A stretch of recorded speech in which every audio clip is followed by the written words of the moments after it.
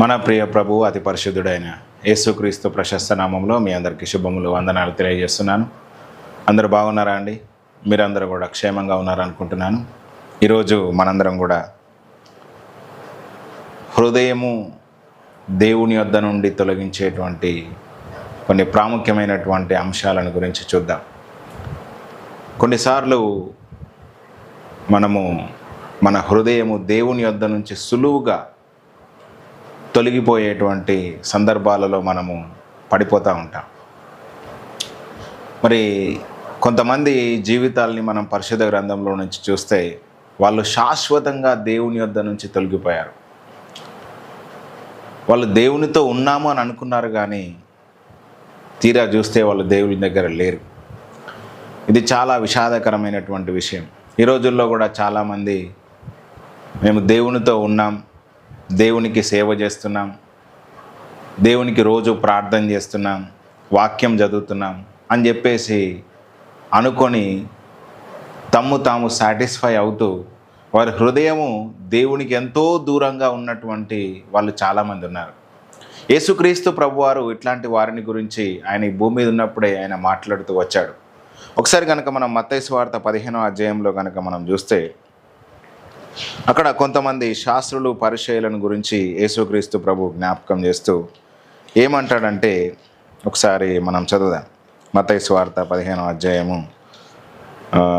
7 నుంచి 9వ వచనం వరకు మనం కనుక ఒకసారి చదివితే, ఈ ప్రజలు తమ పెదవులతో నన్ను గణపరుతురు కానీ వారి హృదయము నాకు దూరముగా ఉన్నది. మనుషులు కల్పించిన పద్ధతులు దైవోపదేశములని బోధించుచు వారు నన్ను వ్యర్థముగా ఆరాధించుచున్నారు అని యెషయా మిమ్మును గూర్చి ప్రవచించిన మాట సరియే అని వారితో చెప్పి జనసమూహమును పిలిచి, మీరు విని గ్రహించుడి. నోట పడినది మనిషిని అపవిత్రపరచదు, కానీ నోట నుండి వచ్చినది మనిషిని అపవిత్రపరచునని వారితో చెప్పాను. చాలు. ఇక్కడ చూస్తే కనుక శాస్త్రులు పరిచయులు యేసుక్రీస్తు ప్రభు యొద్దకు వచ్చి కొన్ని ప్రశ్నలు అడుగుతూ ఉన్నారు. అడుగుతున్నప్పుడు అక్కడ యేసుక్రీస్తు ప్రభువారు వారి యొక్క ప్రశ్నలకు జవాబు చెప్తూ ఏమంటున్నాడంటే, దేవుని వాక్యమును ఏ విధంగా వారు నిరర్ధకం చేస్తున్నారు అనేటువంటి విషయాన్ని తెలియజేస్తూ ఇక్కడ ఒక మాట మాట్లాడుతున్నాడు.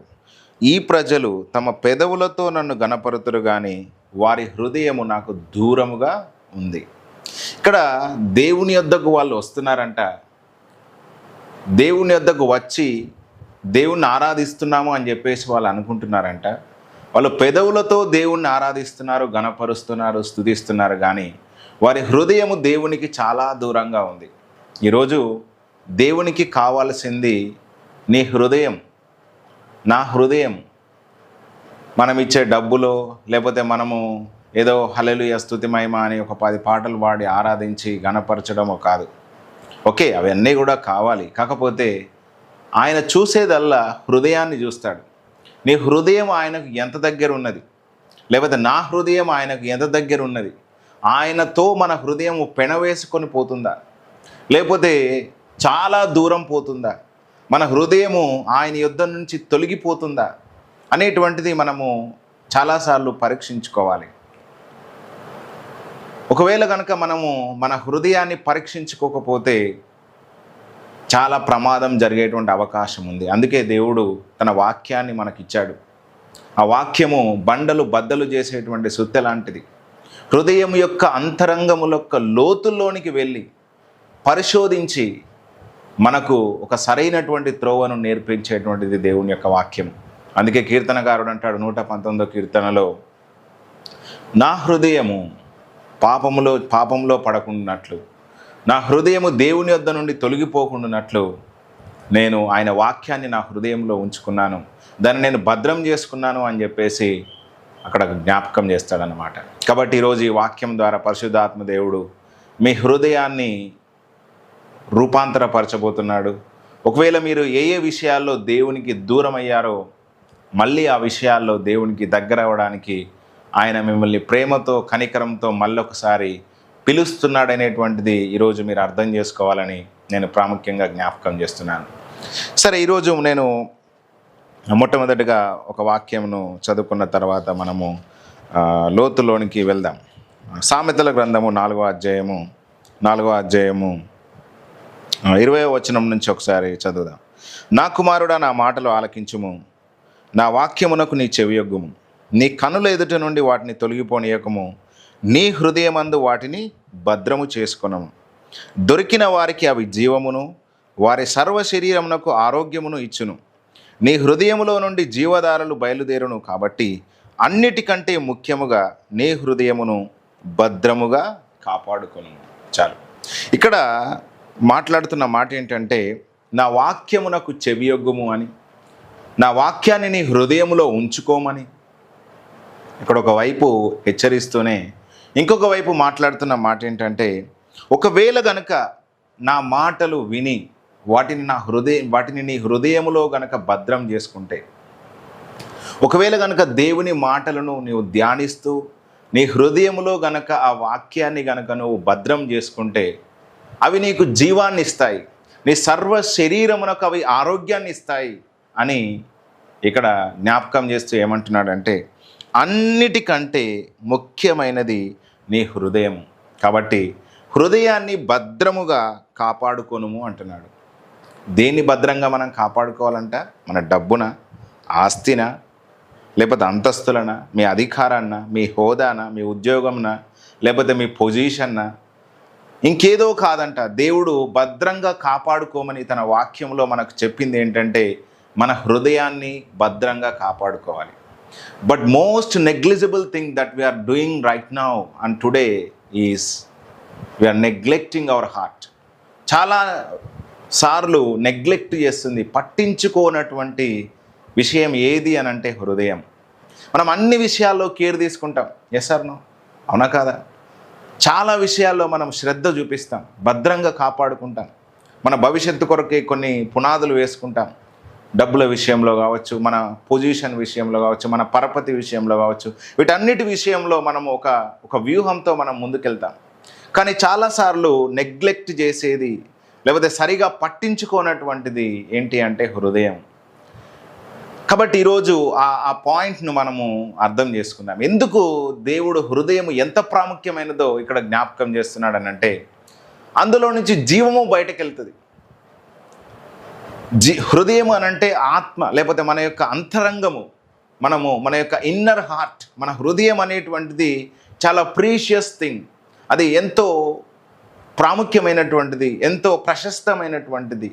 దాన్ని మనం భద్రంగా కాపాడుకోవాలి. ఎందుకనంటే దానిలో నుంచి జీవధారలు బయటకు వస్తాయి. అంటే నువ్వు గనుక నీ హృదయాన్ని భద్రంగా కాపాడుకుంటే నువ్వు దేవుని దగ్గర ఉంటావు. దేవుని యొక్క స్వభావము, దేవుని యొక్క లక్షణం అనేటువంటిది నీలో నుంచి బయటకు ప్రవహించి మరణ ఛాయలో ఎవరైతే ఉన్నారో, చీకటిలో ఎవరైతే ఉన్నారో, బంధకాల్లో ఎవరైతే ఉన్నారో, పాపములో ఎవరైతే ఉన్నారో, ద్వేషములో ఎవరైతే ఉన్నారో, అసూయలో ఎవరైతే ఉన్నారో, నానా విధములైనటువంటి శరీర సంబంధమైనటువంటి ఆ యొక్క బంధకాల్లో ఉండి, రుగ్మతల్లో ఉండి ఎవరైతే పీడించబడుతున్నారో వారందరిలోనికి జీవము ప్రవహించి ఆ మరణ ఛాయలో నుంచి బయటకు తీసుకురావడానికి శక్తి అనేటువంటిది మన లోపల నుంచి బయటకు వస్తుంది అనేటువంటిది ఇక్కడ సొలొమోను జ్ఞాపకం చేస్తూ ఉన్నాడు. సరే, మరి ఇంత గొప్పగా రాసినటువంటి సొలొమోను చివరికి తన హృదయాన్ని దేవుని యొద్ద నుంచి తొలగిపోయేటట్టుగా అయిపోయాడు. ఆ విషయాన్ని కూడా మనం చూద్దాం. ఒకవేళ కనుక మనము జ్ఞానం సంపాదించి, డబ్బు సంపాదించి, ఉన్నతమైనటువంటి స్థానంలోనికి వచ్చిన తర్వాత ఇంకా ఎక్కువ నెగ్లిజెన్సీ అవుతుంది హృదయం విషయంలో. చాలామంది డౌన్ పొజిషన్లో ఉన్నప్పుడు, ఏమీ లేనప్పుడు, అంటే సరైన ఉద్యోగం లేక, వివాహం కానప్పుడు, పరిచర్య అంతంత మాత్రంగా ఉన్నప్పుడు, మనం అంత ఇన్ఫ్లుయెన్స్ చేయనటువంటి సిచ్యువేషన్లో ఉన్నప్పుడు మనం క్లోజ్గా ఉంటాం దేవునికి. అయితే కొంచెం మనం ఎక్స్పాండ్ అవుతున్నప్పుడు, మనం జ్ఞానం పెరుగుతున్నప్పుడు, మనము డబ్బు విషయంలో ఎదుగుతున్నప్పుడు, హోదా పెరుగుతున్నప్పుడు, మనం ఇన్ఫ్లుయెన్స్ చేస్తున్నప్పుడు ఒక రకమైనటువంటి గర్వము, లేకపోతే ఒక రకమైనటువంటి ఆ యొక్క అవిశ్వాసము, లేకపోతే ఒక రకమైనటువంటి మన యొక్క అంతరంగములో కొంత మార్పు అనేటువంటిది జరుగుతూ ఉంటుంది. దీన్ని కనుక ఒకవేళ ఒక వ్యక్తి గ్రహించకపోతే చాలా ప్రమాదం జరిగేటువంటి అవకాశం ఉంది. సరే, ఇంత గొప్ప వాక్యాన్ని పరిశుద్ధాత్మ ప్రేరణ ద్వారా రాసినటువంటి సొలొమోను తన జీవితంలో చివరికి తన హృదయాన్ని దేవుని యొద్ద నుంచి తొలగిపోయేటట్లుగా అయిపోయాడు. ఎందుకు అలా జరిగింది అనేటువంటి విషయాన్ని మనము చూద్దాం. ఇది తర్వాత మనం డిస్కస్ చేద్దాం. సరే, ఇక్కడ ముఖ్యంగా మీకు జ్ఞాపకం చేసే మాట ఏంటంటే, హృదయమును జాగ్రత్తగా భద్రంగా మనం కాపాడుకోవాలి. మన హృదయాన్ని దేవుని యొద్ద నుంచి తొలగజేయడానికి శత్రువు లేకపోతే అపవాది day and day out work చేస్తూ ఉంటాడు. 24/7 పనిచేస్తూ ఉంటాడు. నానా రకాలైనటువంటి ఇన్ఫ్లుయెన్సెస్ వాడి నానా రకాలైనటువంటి సిచ్యువేషన్స్లోనికి లాగి మన హృదయాన్ని డైవర్ట్ చేయాలని, దేవుని యొద్ద నుంచి, విశ్వాసంలో నుంచి, ఆత్మలో నుంచి శరీరంలోనికి లాగాలని, మన ఎమోషన్స్తో మనం డ్రివెన్ కావాలని చాలాసార్లు ప్రయత్నం చేస్తూ ఉంటాడనమాట. కాబట్టి ఈ వాక్యము ద్వారా మిమ్మల్ని హెచ్చరించేది, అదేవిధంగా మిమ్మల్ని బలపరిచేది, అదేవిధంగా దేవుని కృపను ప్రేమను ఆధారం చేసుకొని మాట్లాడేటువంటి మాటలు ఏంటంటే, మీ హృదయాన్ని భద్రంగా ఎలా కాపాడుకోవాలి, ఏ ఏ విషయాల్లో మనం ముఖ్యంగా జాగ్రత్తగా ఉండాలి అనేటువంటి కొన్ని విషయాలను నేను మాట్లాడుతాను. ఒకవేళ ఈ యొక్క సర్మన్ అనేటువంటిది ఒక పార్ట్లో అయిపోతుంది, లేకపోతే దీన్ని పార్ట్ 2గా కూడా నేను చెప్పొచ్చు. మేబీ పరిశుద్ధాత్మ దేవుడు ఎట్లా నడిపిస్తే అట్లా మనం చూద్దాం.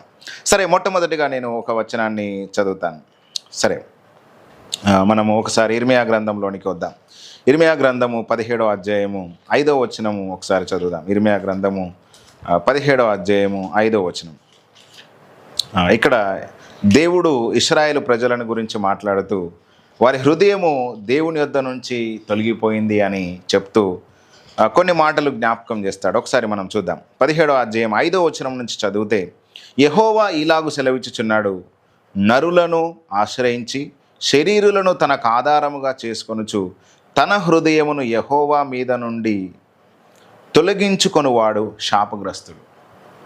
ఇక్కడ ఒక కర్స్, ఒక శాపము అనేటువంటిది ఒక వ్యక్తిని ఎట్లా వెంబడిస్తుంది, లేకపోతే ఏ విధంగా ఒక వ్యక్తిని ఓవర్టేక్ చేస్తుంది శాపం అనేటువంటిది ఇక్కడ దేవుడు మాట్లాడుతూ ఉన్నాడు అన్నమాట. ఏంటంటే, నరులను ఆశ్రయించి శరీరులను తనకు ఆధారముగా చేసుకొనుచు తన హృదయమును యెహోవా మీద నుండి తొలగించుకొనువాడు శాపగ్రస్తుడు. వాడు ఎడారిలోని అరుహ వృక్షం వలె ఉండును, మేలు వచ్చినప్పుడు అది వానికి కనబడదు. వాడు అడవిలో కాలిన నేలయందు నిర్జనమైన చవిటి భూమి యందు నివసించును. యెహోవాను నమ్ముకొనువాడు ధన్యుడు, యెహోవా వానికి ఆశ్రయముగా ఉండును. వాడు జలముల యొద్ద నాటబడిన చెట్టు వలె ఉండును, అది కాలువల ఓరను దాని వేళ్ళు తన్నును. వెట్ట కలిగినను దానికి భయపడదు, దాని ఆకు పచ్చగా ఉండును. వర్షము లేని సంవత్సరమున చింతనొందదు, కాపుమానదు. హృదయము అన్నిటికంటే మోసకరమైనది, అది ఘోరమైన వ్యాధి గలది, దాన్ని గ్రహింపగలవాడు ఎవడు? ఒకని ప్రవర్తనను బట్టి వాని క్రియల ఫలము చొప్పున ప్రతీకారము చేయుటకును యెహోవాను నేను హృదయమును పరిశోధించువాడను, అంతరింద్రియములను పరీక్షించువాడను. ఇక్కడ దేవుడు మాట్లాడుతున్న మాట ఏంటంటే, యెహోవాను నమ్ముకొనివాడు అంటే దేవుని మీద విశ్వాసం ఉంచేటువంటి వాడు ఏ విధంగా ఉంటాడు? దేవుని మీద విశ్వాసం ఉంచకుండా తన యొక్క బలమును బట్టి, తనకున్నటువంటి బలగాన్ని బట్టి, తనకున్న ఆస్తిని బట్టి, తనకున్నటువంటి పరిజ్ఞానాన్ని బట్టి ఎవడైతే ఆధారం చేసుకుంటాడో వాడు ఏ విధంగా చెడిపోతాడు, లేకపోతే ఏ విధంగా తను నష్టపోతాడు అనేటువంటిది ఇక్కడ జ్ఞాపకం చేస్తూ దేవుడు మాట్లాడుతున్న మాట ఏంటంటే, 9వ వచనంలో, హృదయము అన్నిటికంటే మోసకరమైనది. The most deceitful thing is that heart. అన్నిటికంటే మోసకరమైనది, అన్నిటికంటే మనం జాగ్రత్తగా చూసుకోవాల్సింది మన హృదయాన్ని. But saddest thing is that, విచారకరమైనటువంటి విషయం ఏమిటంటే, most neglecting thing is that our heart. Neglecting thing is that heart. మనం చాలాసార్లు నెగ్లెక్ట్ చేసేటువంటి విషయం ఏమిటంటే హృదయం. ఏం కాదులే, ఇది చేయకపోతే ఏమవుతుందిలే, లేకపోతే ఇట్లా అయితే ఏం కాదులే అనేటువంటి కొన్నిసార్లు మనము ఈజీగా, అంటే కొన్నిసార్లు మనము సులువుగా ఏం కాదులే అని అనుకునేటువంటి కొన్ని విషయాలు మనని దేవునిలో నుంచి తొలగజేసి చివరికి నష్టములోనికి, లేకపోతే చివరికి మోసములోనికి మనల్ని త్రోసుకొని పోయేటువంటి అవకాశం ఉంది. కాబట్టి ఈరోజు ఈ వాక్యపు వెలుగులో మన యొక్క హృదయం యొక్క స్థితిని చూద్దాం. The word of God is like a mirror. మనం పొద్దున్న లేవగానే మనము అద్దం ముందుకు వెళ్ళి చూసుకున్నప్పుడు మన యొక్క జుట్టు ఎలా చెదిరిపోయింది, మన కన్నులోకి ఎంత ఊసొచ్చింది, లేకపోతే మన ముఖం మీద ఏమైనా ఉన్నాయా మరకలు, ఇవన్నీ కూడా మనం చూసుకొని దాని తర్వాత మనము ఏం చేస్తామంటే నీళ్ళతో మనం కడుక్కొని లేకపోతే స్నానం చేసి మనల్ని మనం ఏం చేస్తాము, శుభ్రం చేసుకుంటాం. అదేవిధంగా ఈ వాక్యం అనేటువంటిది అద్దం లాంటిది, మన హృదయమును తేటగా చూపిస్తుంది. కాబట్టి ఈరోజు ఈ వాక్యం ద్వారా పరిశుద్ధాత్మ దేవుడు మీతో మాట్లాడుతున్నప్పుడు ఈ వాక్యపు వెలుగులో మీ హృదయాన్ని సరిచేసుకోవాల్సిందిగా, మీ హృదయాన్ని దేవుడు బాగు చేయాలని, మీ హృదయాన్ని మళ్ళీ తన వైపు ఆకర్షించుకోవాలని దేవుడు ప్రేమతో ఈ మాటలు మాట్లాడుతుంటుండగా మీరు ఆయన వైపు తిరగాల్సిందిగా నేను బహు వినయంగా బ్రతిమలాడుకుంటున్నాను. సరే, ఇక్కడ దేవుడు మాట్లాడుతున్న మాట ఏంటంటే, ఎప్పుడైతే ఒక వ్యక్తి విశ్వాసములో నుంచి తొలగిపోతాడో అప్పుడు దేవునిలో నుండి తొలగిపోయినట్టే. అంటే తన హృదయము దేవుని యొద్ద నుండి తొలగిపోయింది అని ఎప్పుడు మనం అనుకుంటామనంటే, అవిశ్వాసములోనికి ఒక వ్యక్తి వెళ్ళిపోయినప్పుడు. First element that we have to understand, that we have to know that unbelief or ఫెయిత్లో నుంచి లేకపోతే విశ్వాసములో నుంచి అవిశ్వాసములోనికి ఒక వ్యక్తి ఎప్పుడైతే వెళ్ళిపోతాడో అప్పుడు ఆత్మలో నుంచి తను శరీరంలోనికి దిగజారుతాడు, దేవునిలో నుంచి ఆత్మలో నుంచి శరీరంలోనికి వెళ్తాడు. తన హృదయము దేవుని యొద్ద ఉండకుండా తను ఐహిక సంబంధంగా వెతకడం ప్రారంభం చేస్తాడు. దాని ద్వారా పర్యవసానాలు చాలా ఉంటాయి. అంటే చూడండి, ఇక్కడ మనము ఎప్పుడైతే ఆత్మలో వెతకకుండా శరీరంలో వెతకడం ఎప్పుడైతే ప్రారంభం చేస్తామో, ఎప్పుడైతే విశ్వాసంలో నుంచి అవిశ్వాసంలోనికి దిగజారుతామో ఇమీడియట్గా మన హృదయం అనేటువంటిది దేవుని యొద్ద నుంచి తొలగిపోయింది అనేటువంటిది మనం అర్థం చేసుకోవాలి. సరే, మరి ఇప్పుడు ఈ విషయాన్ని మనము ఎలా అర్థం చేసుకోవాలంటే నేను మీకు ఒక చక్కటి ఉదాహరణ చెప్తాను. అయితే ఇక్కడ దేవుడు అంటున్న మాటను మనము తర్వాత చూద్దాం. నరులను ఆశ్రయించి శరీరులను తనకు ఆధారముగా చేసుకొనుచు తన హృదయమును యెహోవా మీద నుండి తొలగించుకొనివాడు శాపగ్రస్తుడు. ఎవడంట శాపగ్రస్తుడు? నరులను ఆధారంగా చేసుకొని, రెండవది ఏమంటున్నాడు, శరీరులను తనకు ఆధారముగా చేసుకొనుచు తన హృదయము యెహోవా యొద్ద నుండి తొలగించుకొనివాడు శాపగ్రస్తుడు. సరే, ఇప్పుడు ఈ సిచ్యువేషన్ ఒక వ్యక్తికి ఎప్పుడు వస్తుంది అని అంటే ఇనిషియల్గా రాదు. మొట్టమొదటిగా ఆ వ్యక్తి దేవునితోనే ఉంటాడు, దేవుని మీదనే విశ్వాసం పెట్టుకుంటాడు, ఆ విశ్వాసాన్ని ఘనపరుస్తూ దేవుడు గొప్పగా ఆ వ్యక్తిని ఆశీర్వదిస్తాడు. క్రమక్రమంగా ఎదుగుతున్నప్పుడు ఈ ప్రాబ్లం అనేటువంటిది వస్తుంది. When we are little there is no problem. మనము కొంచెం ఉన్నప్పుడు లేకపోతే చిన్నగా ఉన్నప్పుడు మనకు సమస్యలు ఏమి ఉండవు. మనం ఎప్పుడైతే ఎక్స్పాండ్ అవుతామో, మనం ఎప్పుడైతే గ్రో అవుతామో అప్పుడు ఈ యొక్క బిహేవియర్ అనేటువంటిది తెలియకుండానే మన లోపలికి వచ్చే ప్రమాదం ఉంది. అందుకే మనము ప్రతి క్షణము మన హృదయాన్ని సెర్చ్ చేసుకోవాలని నేను అంటాను. సరే, ఇప్పుడు ఒకసారి మనము మొదటి రాజుల గ్రంథము 11వ అధ్యాయంలోనికి వద్దాం. ఇక్కడ ఒక వ్యక్తిని మనం చూడొచ్చు, ఆయన పేరు యెరోబాము. ఈ యెరోబాము అనేటువంటి వాడు సొలొమోను దగ్గర పనిచేసేటువంటి వారిలో ఒక పనివారి మీద ఒక పెద్దగా సొలొమోను నియమిస్తాడు. అంత ఇన్ఫ్లుయెన్షియల్ పర్సన్ ఏం కాదు, బట్ ఈ వాజ్ స్కిల్డ్ పర్సన్. అతడు ఒక నేర్పరి అయినటువంటి పనివాడు.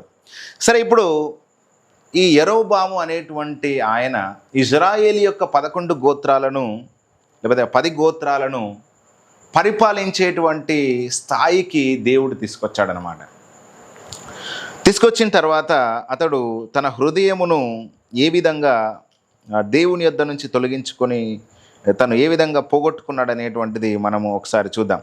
ఇదే ఒకసారి మొదటి రాజుల గ్రంథము 12వ అధ్యాయము కనుక మనం చదివితే, సొలొమోను చనిపోయిన తర్వాత తన కుమారుడైనటువంటి రెహబాము పట్టాభిషేకం చేస్తారు.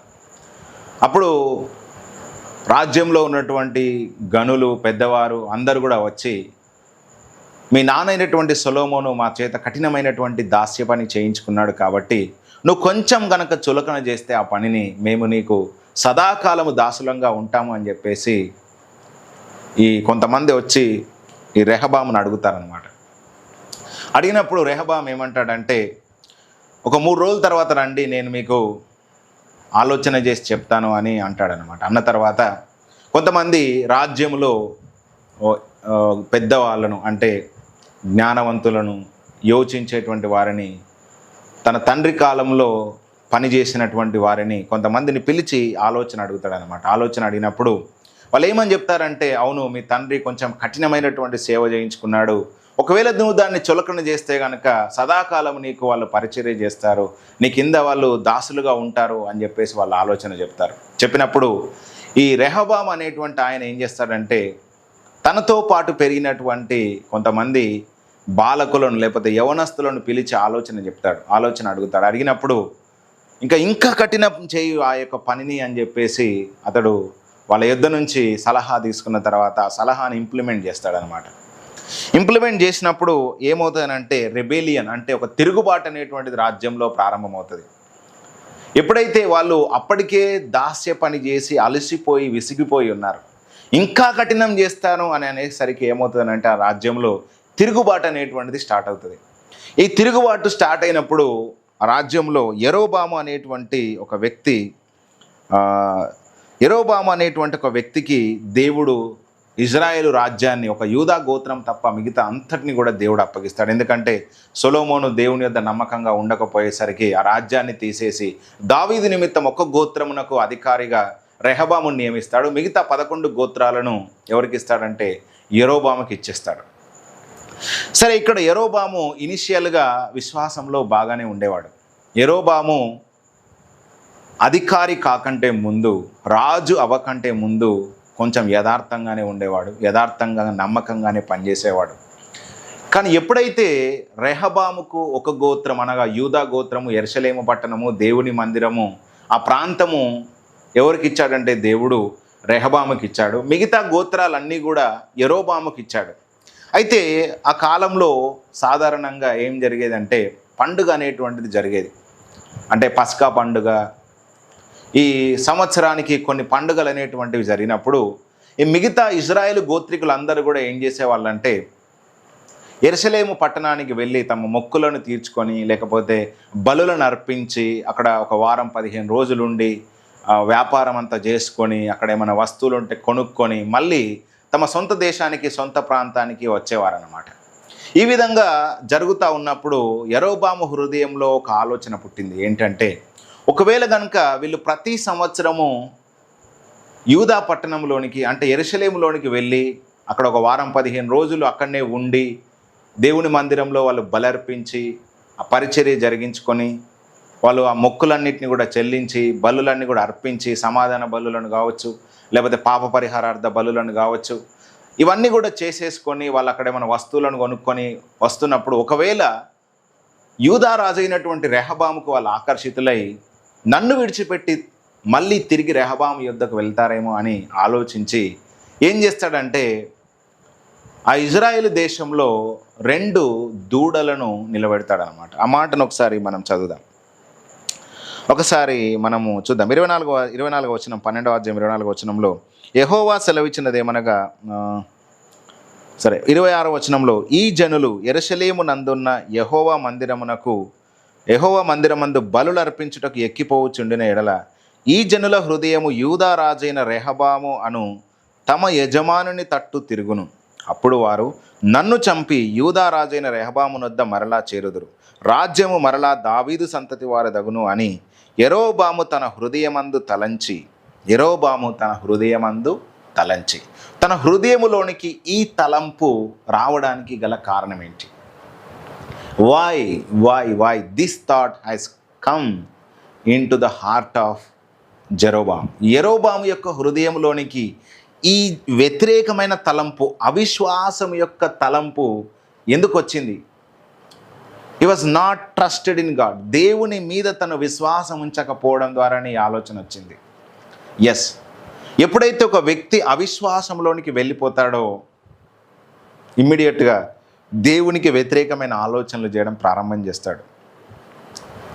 మళ్ళొకసారి చెప్తాను, ఒక వ్యక్తి ఎప్పుడైతే అవిశ్వాసంలోనికి వెళ్ళిపోతాడో ఇమ్మీడియట్గా దేవునికి వ్యతిరేకమైన పనులు చేయడం ప్రారంభం చేస్తాడు. మనము విశ్వాసంలో ఉన్నప్పుడు, మనం దేవుణ్ణి నమ్ముతున్నప్పుడు, హృదయపూర్వకంగా ఆయన యందు విశ్వాసం ఉంచినప్పుడు మనం ఆత్మలో ఉంటాం కాబట్టి ఎవడు మనల్ని ఏం కదిలించలేడు. ఇక్కడ యెరోబాము 11 గోత్రములకు నాయకుడయ్యాడు. అయిన తర్వాత యెరోబాము యొక్క హృదయము దేవుని యొద్ద నుండి తొలగిపోవడానికి గల కారణం ఏంటంటే అవిశ్వాసము, లేకపోతే భయము, లేకపోతే అనుమానము అనేటువంటి కారణాలను మనం ఇక్కడ అబ్జర్వ్ చేయొచ్చు. ఏమంటున్నాడంట 26వ వచనంలో, ఒకవేళ గనక వాళ్ళు ప్రతి సంవత్సరం వెళ్తున్నప్పుడు వస్తున్నప్పుడు అక్కడున్నటువంటి రాజుకు ఆకర్షితులై నన్ను చంపి మళ్ళీ రెహబాముకు పట్టాభిషేకం చేసి మా మీద రాజుగా ఉండండి అని చెప్పేసి ఒకవేళ అంటారేమో అని ఆలోచించి ఏం చేశాడట, యెరోబాము తన హృదయమందు తలంచి ఆలోచన చేసి 2 బంగారపు దూడలు చేయించి జనులను పిలిచి, యెరూషలేమునకు పోవుట మీకు బహు కష్టం, ఎందుకంటే చాలా దూరం ఉంటుంది, కొన్ని వందల మైళ్ళు ప్రయాణం చేసి యెరూషలేమునకు వాళ్ళు పోవాలి. కాబట్టి ఇప్పుడు యెరోబాము ఏం ఆలోచన చేశాడంటే 2 బంగారు దూడలను తయారు చేసి ఏం చేశాడంట, ఇశ్రాయేలు వారలారా, ఐగుప్తు దేశంలో నుండి మిమ్మును రప్పించిన ఈ దేవుడు ఇవే అని చెప్పి ఒకటి బేతేలు నందును ఒకటి దాను నందును ఉంచెను. దాను వరకు ఈ రెంటిలో ఒకదాన్ని జనులు పూజించుట వలన రాజు చేసిన కార్యము పాపమునకు కారణమాయెను. చూడండి, how a sin was entered.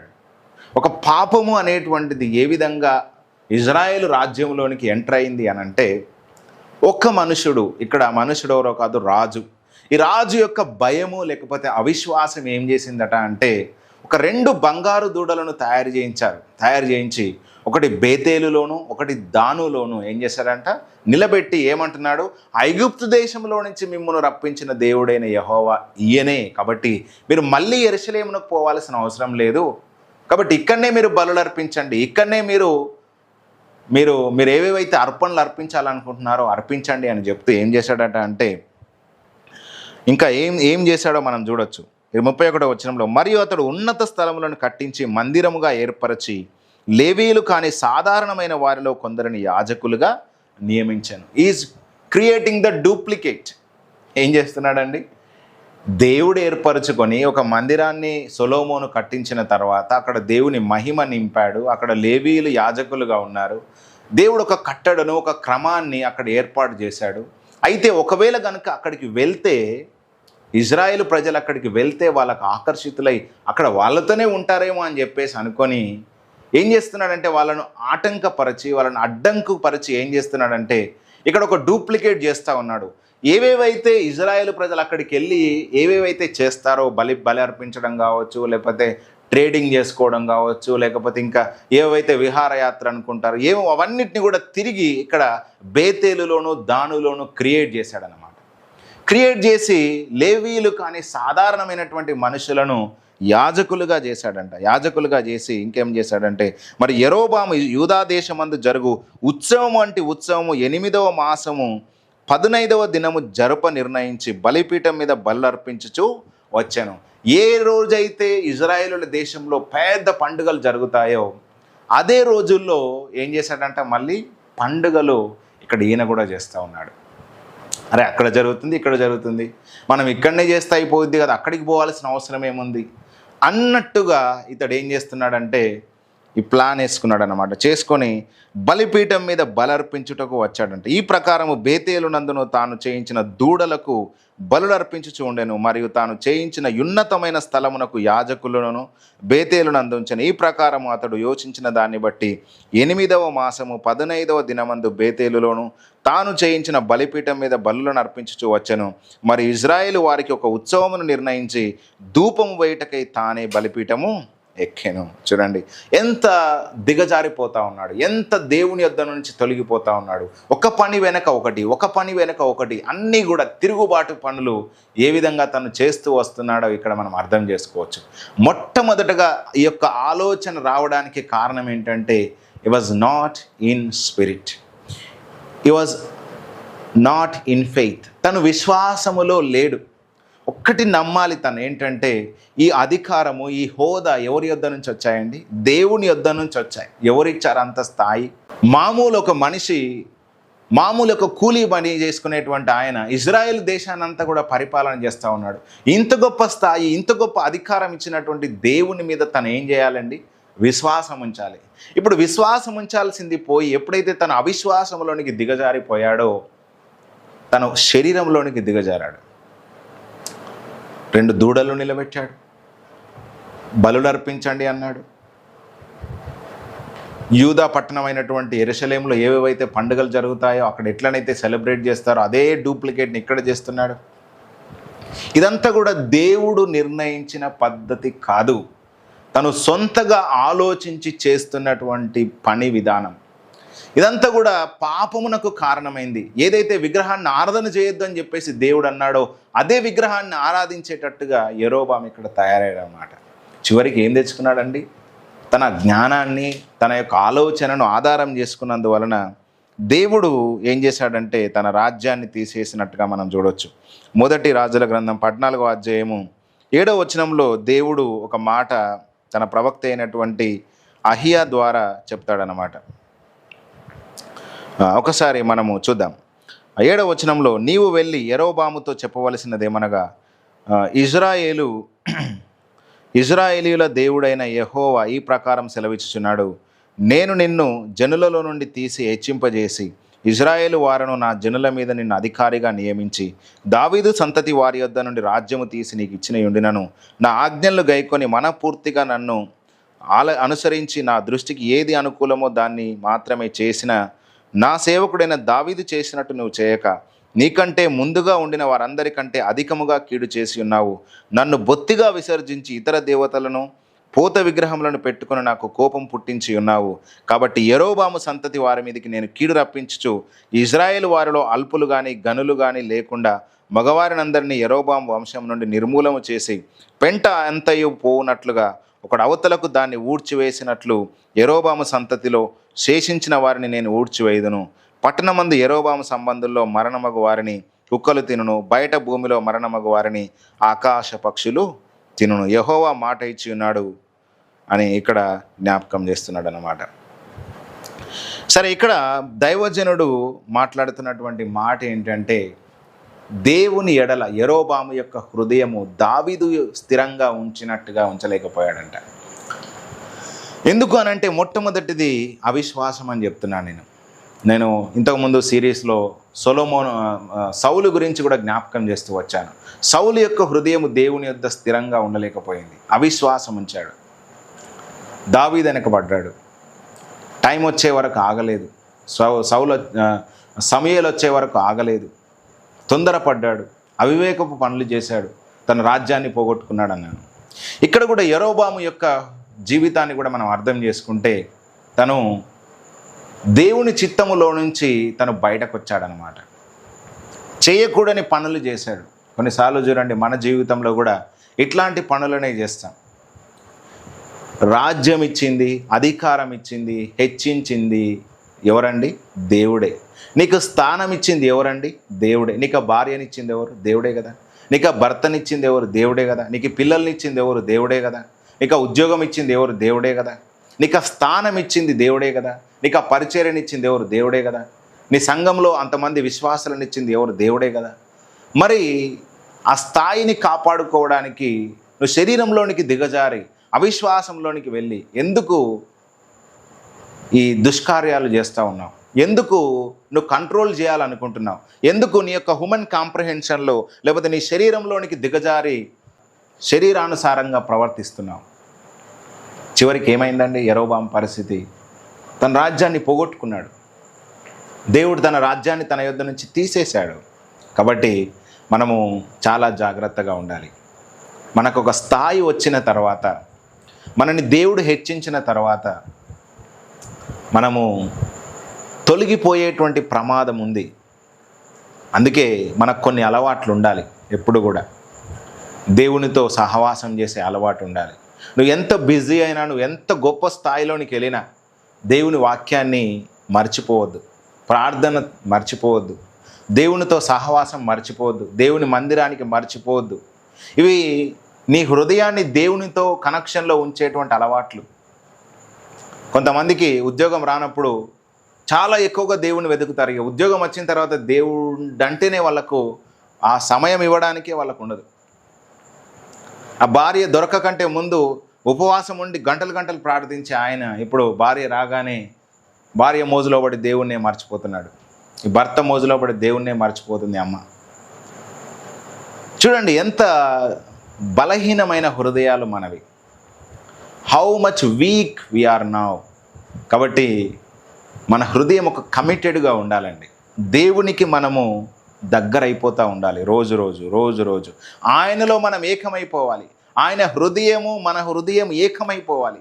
ఈయన నా చిత్తానుసారమైన మనుషుడు, ఈయన నా హృదయము ఆఫ్టర్ మనిషి. ఈ David is after my own heart అన్నాడు దేవుడు. నా యొక్క హృదయానుసారుడైన మనుషుడు అన్నాడు. అంటే చూడండి, దావీదు యొక్క హృదయము దేవునితో పెనవేసుకొని పోయింది. అంటే దావీదు బలహీనుడు కాడా? దావీదు కొన్నిసార్లు పడిపోయాడు. అయినప్పటికీ తను తిరిగి తన తప్పు తెలుసుకొని, తను ఒప్పుకొని, పరిశుద్ధాత్మ చేత తను నింపబడి, దేవుని సహాయం కొరకు అడిగి ప్రతిరోజు కూడా దేవునితో సహవాసం చేసినటువంటి వ్యక్తి. దావీదు చాలా బలహీనుడే, కానీ దావీదు దేవుని కృప మీద ఆధారపడి తన బలహీనతల నుంచి బయటకు వచ్చాడు. అందుకే ప్రతిసారి కూడా ప్రతి రాజుల గ్రంథం అంతా కూడా మనం చదివితే తన పితరుడైనటువంటి దావీదు వలె యథార్థంగా వాళ్ళు నన్ను ఆరాధించలేకపోయారు, కాబట్టి తీసేస్తున్న రాజ్యం అంటాడు.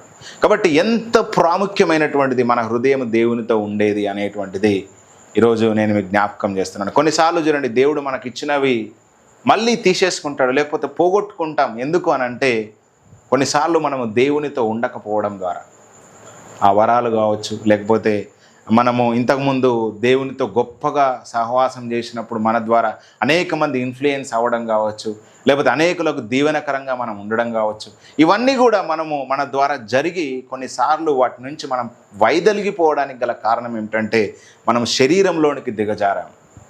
అందుకే ఈరోజు నా ప్రియమైన సహోదరులారా, స్నేహితులారా, దేవుని మీద విశ్వాసం ఉంచండి.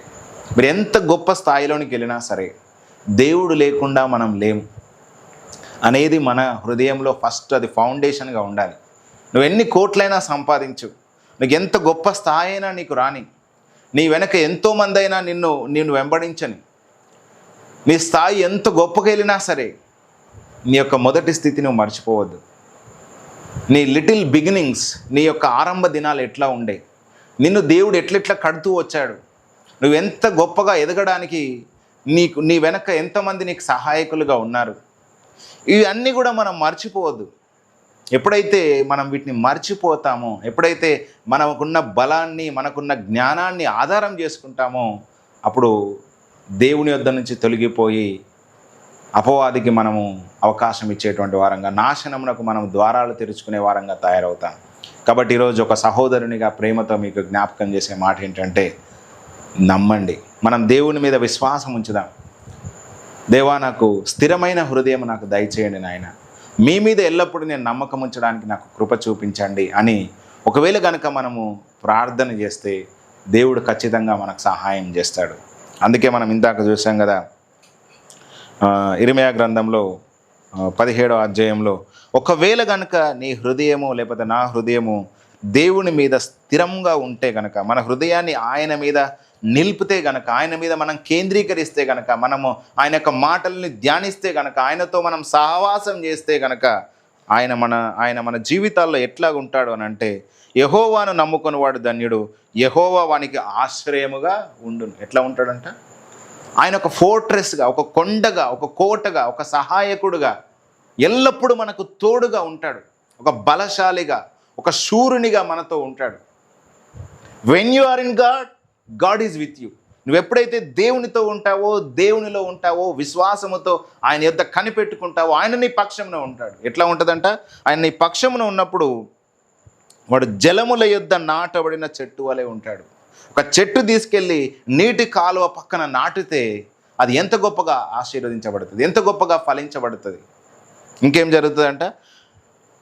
నాటబడిన చెట్టు వలె ఉండును, అది కాలువల ఓరను దాని వేళ్ళు తన్నును. ఆ కాలువ ఓర వేళ్ళు ఏమవుతుందంట? తన్నుతుందంట. తన్నినప్పుడు ఏం జరుగుతుంది?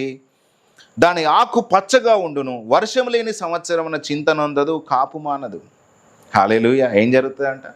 వర్షం లేని సంవత్సరాలు ఎన్నో రాని, కరువు గల సంవత్సరాలు ఎన్నో రాని, దానికి చింత ఏమైనా ఉంటుందా? ఎందుకనంటే నది పక్కన, ఒక నీటి కాలువ పక్కన ఆ చెట్టు నాటబడింది కాబట్టి దానికి చింత ఉండదు, అది కాపు మానదు, చింతపడదు అంటున్నాడు. చూడండి, చాలాసార్లు మనకు చింత, విచారము, భయము ఇవన్నీ ఎందుకు వస్తాయంటే దేవుని మీద విశ్వాసం ఉంచకపోవడం ద్వారా. If you are deeply rooted in God, if you are deeply trust in the ability of God, దేవుని యొక్క సామర్థ్యం మీద నువ్వు పూర్తిగా విశ్వాసం ఉంచగలిగితే నువ్వు శరీరంలోనికి వెళ్ళి యెరోబాము చేసినటువంటి పిచ్చి పిచ్చి నిర్ణయాలు చేయవు, మ్యానిపులేట్ చేయవు. ప్రజలను మ్యానిపులేట్ చేశాడండి యెరోబాము, పాపము చేయడానికి హేతు అయ్యాడంట. ఈ రోజుల్లో కూడా చూడండి, చాలా చాలా విషాదకరమైనటువంటి సంఘటనలు సంఘాల్లో జరుగుతున్నాయి. జరగట్లేదా? చెప్తే చాలా విచారం అనిపిస్తూ ఉంటుంది. దేవుడు నీకు ఇచ్చినటువంటి సంఘము, దేవుడు నాకు ఇచ్చినటువంటి సంఘము, అది దేవుడు ప్రేమించి నీకు ఇచ్చినటువంటిది. దాన్ని ఎవడో కొల్లగొడతాడని, దాన్ని ఎవడో తీసుకెళ్తాడని నువ్వు శరీరంలోనికి వెళ్ళే చేసే పిచ్చి పిచ్చి నిర్ణయాలే నీ పతనానికి కారణమవుతాయి. దేవుడు నీకు ఇచ్చిండు ప్రేమించి ఉద్యోగం, దాన్ని కాపాడుకోవడానికి నువ్వు ఓవర్ యాక్ట్ చేసి పెద్దాక కష్టపడాల్సిన అవసరం లేదు. విశ్వాసం ఉంచు దేవుని మీద. నీకు దేవుడు ప్రేమించి ఆ భార్యనిచ్చాడు, విశ్వాసం ఉంచు దేవుని మీద. ఆమె వెనక పొద్దాక పడుతూ ఆమె ఏం చేస్తుంది, ఎవరితో మాట్లాడుతుంది, వాట్సాప్ ఎవరితో చాట్ చేస్తుంది, ఎన్ని డబ్బులు ఖర్చు, ఇవన్నీ చూడాల్సిన పని లేదు నీకు. Faith in God. నీ భర్తను దేవుడు నీకు ఇచ్చాడు, పొద్దాక ఆయన వెనుకబడి ఆయన ఏం మాట్లాడుతున్నాడు, ఏం చేస్తున్నాడు, డ్యూటీకి వెళ్తున్నాడా, ఇంకెటన్నా వెళ్తున్నాడా, ఇవన్నీ చూడాల్సిన పని లేదు. విశ్వాసం ఉంచు దేవుని మీద. ఆ పిల్లల్ని ఎవరు ఇచ్చాడండి? దేవుడు ఇచ్చాడు నీకు. విశ్వాసం ఉంచు దేవుని మీద.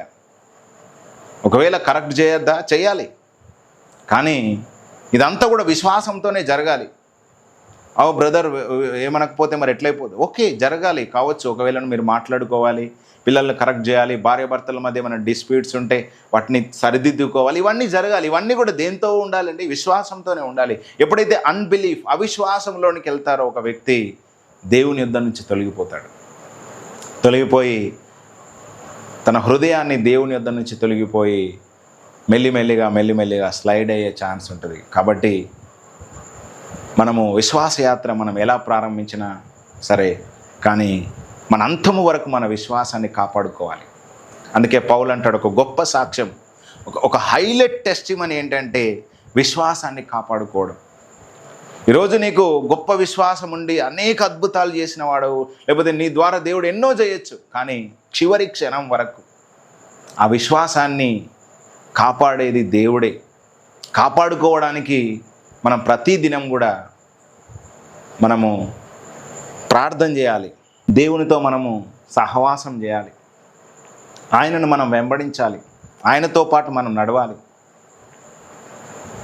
అందుకే వినుట వలన విశ్వాసం వస్తుంది అని అంటాడు. కాబట్టి మనకు విశ్వాసం ఇచ్చేటువంటి దేవుని వాక్యాన్ని, దేవుని మాటను మనం ప్రతిరోజు కూడా వినాలి, ఆయనతో మనం సహవాసం చేయాలి. చేసినప్పుడు ఖచ్చితముగా మనము దేవునితో ఉంటామనేటువంటిది ఈరోజు నేను జ్ఞాపకం చేస్తున్నాను. కాబట్టి అవిశ్వాసానికి లాగేటువంటివి మనకు ఏవేవైతే ఈరోజు మన శరీరంలో ఉన్నాయో, మన హృదయంలో ఉన్నాయో, వాటన్నిటిని మనం కట్ చేసుకోవాలి. ఈరోజు దేవుడు ఈరోజు మీతో మాట్లాడుతుంటుండగా మరొకసారి మన విశ్వాసాన్ని పునరుద్ధరించమని దేవుణ్ణి అడుగుదాం. ఎందుకంటే విశ్వాసమునకు కర్తయు దాన్ని కొనసాగించేటువంటి వాడు యేసుక్రీస్తు ప్రభువారు. ఆయన మీద మనం దృష్టించి మనం ముందుకెళ్దాం. ఎప్పుడైతే అబ్రహామును కూడా చూడండి, అబ్రహాం ఎప్పుడైతే ఫెయిత్లో నుంచి మెల్లగా దిగజారాడో శరీరంలోనికి వచ్చేసాడు. ఆగరుతో వెళ్ళాడు, ఆ పెద్ద దాసుడే ఇంటికి వారసుడు అవుతున్నాడు అంటున్నాడు. ఏమి ఇచ్చినావు దేవుడా చాలు అంటున్నాడు. ఇష్మాయిల్ను బతకనిస్తే చాలు, నువ్వేమిస్తున్నావు అన్నాడు. ఎన్ని మాట్లాడాడు. ఇవన్నీ కూడా ఎట్లా వచ్చినాయి? అవిశ్వాసం నుంచి రాలేవా? ఎస్, కొన్నిసార్లు ఆలస్యం జరుగుతుంది మన జీవితంలో. అనుకున్న సమయంలో కొన్ని జరగవు. అట్లాంటి సందర్భాల్లో అవిశ్వాసంలోనికి మనం వెళ్ళిపోయి మనం దేవునికి కూడా దూరం అయ్యే ఛాన్స్ ఉంటుంది. కాబట్టి ప్రభువా, ఎల్లప్పుడూ నా హృదయము మీ కొరకు కనిపెట్టాలయ్యా, మీ కొరకు నేను తప్పించాలి, అట్లాంటి శక్తి నాకు దయచేయమని మీరు కనుక ఈరోజు ప్రార్థిస్తే దేవుడు ఖచ్చితంగా సహాయం చేస్తాడు. అదేవిధంగా ఒక క్రమశిక్షణ అనేటువంటిది కూడా మనం అలవాటు చేసుకోవాలి.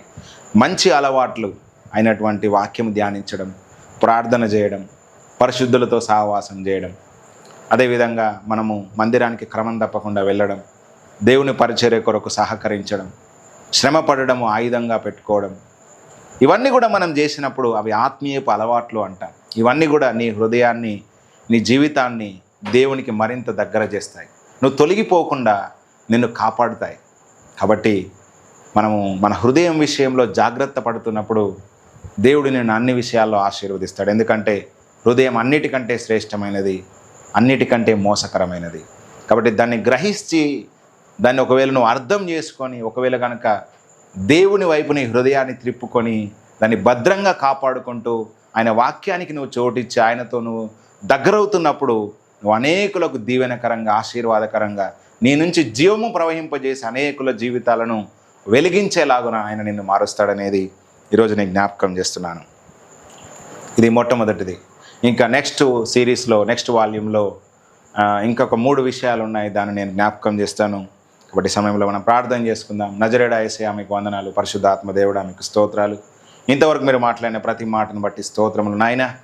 తండ్రి, ఎవరైతే ఈ వాక్యం విన్నారో వారితో మీరు మాట్లాడారని నేను నమ్ముతున్నాను. దేవా, మేము మీ అందు ఎల్లప్పుడూ విశ్వాసం ఉంచాలి. ప్రభువా తండ్రి, మా హృదయం మీకు ఎప్పుడు దగ్గరగా ఉండాలి. మేము ఏ స్థితిలో ఉన్నా, అల్పమైన స్థితిలో ఉన్నా, ఘనమైన స్థితిలోనికి వచ్చిన దేవా, మాకు జ్ఞానం ఉన్నప్పుడైనా, జ్ఞానం లేనప్పుడైనా, తండ్రి డబ్బు ఉన్నప్పుడైనా, డబ్బు లేనప్పుడైనా, తండ్రి ప్రభువా మా ముందు ఒక 1000 మంది ఉన్నప్పుడైనా, లేనప్పుడైనా, తండ్రి మా వెనక ఒక 10 మంది ఉన్నప్పుడైనా, లేనప్పుడైనా, దేవా మేము మీ మీద విశ్వాసం ఉంచాలి. మిమ్మల్ని ఆధారం చేసుకొని మేము ముందుకు నడవాలి. యెహోవా తమకు దేవుడుగా గల జనులు ధన్యులు అన్నారు. దేవా, మిమ్మల్ని ఆధారం చేసుకునేవాడు నీటి కాలువలో ఎవరైనా నాటబడిన చెట్టు వలె ఉంటాడన్నారు. దేవా, తాని చింత నొందదు, కాపు మానదు, కరువు కాలమున దేని గురించి కూడా బాధపడదు అని దేవా మీరు మాట్లాడుతూ వస్తున్నారు. మీరే ఆశ్రయంగా ఉంటానన్నారు. కాబట్టి ఈ రోజు నుంచి నాయన మేము మిమ్మల్ని ఆశ్రయంగా చేసుకొని మీ మీద విశ్వాసం ఉంచి అంతము వరకు మేము ఆ విశ్వాసాన్ని కాపాడుకోవడానికి కావలసిన శక్తి దయచేయమని ప్రార్థన చేస్తున్నాను.